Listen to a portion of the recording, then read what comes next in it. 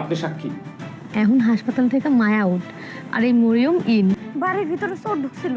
এইটা থাকবা কোনো দাসের মতো না, রাজরানীর মতো।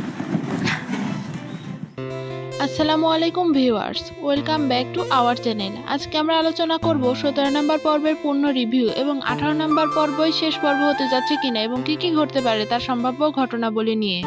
17 নম্বর পর্বে আমরা দেখেছি পরিবারের ভেতরে লুকানো ষড়যন্ত্র, ভুল বোঝাবুঝি এবং সত্য প্রকাশের এক গুরুত্বপূর্ণ মুহূর্ত।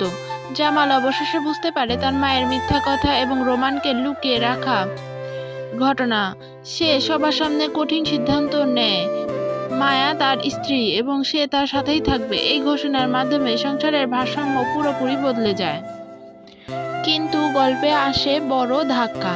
জামাল ভয়াবহ অ্যাক্সিডেন্ট করে হাসপাতালে ভর্তি হয়। তার অবস্থা সংকটাপন্ন, পুরো পরিবার ভেঙে পড়ে। মায়া চোখের পানি আর দোয়ার মাধ্যমে স্বামীর জন্য প্রার্থনা করে।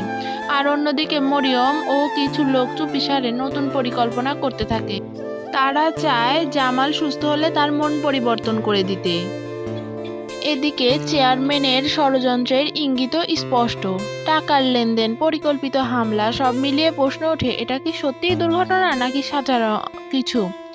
এবার আসি 18 নাম্বার পর্বে কি হতে পারে।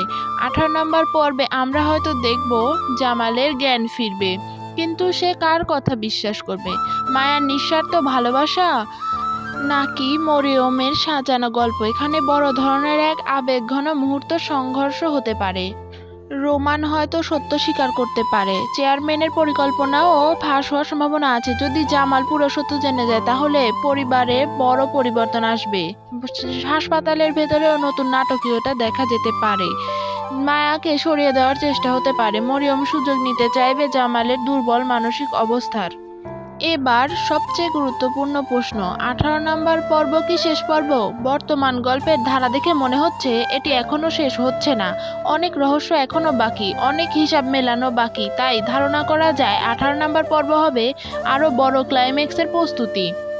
তবে নির্মাতারা চাইলে এই পর্বে বড় সত্য উন্মোচন করে সমাপ্তি দিতে পারেন। আপনার কি মনে হয় জামাল কাকে বেছে নেবে? সত্য প্রকাশ পাবে তো?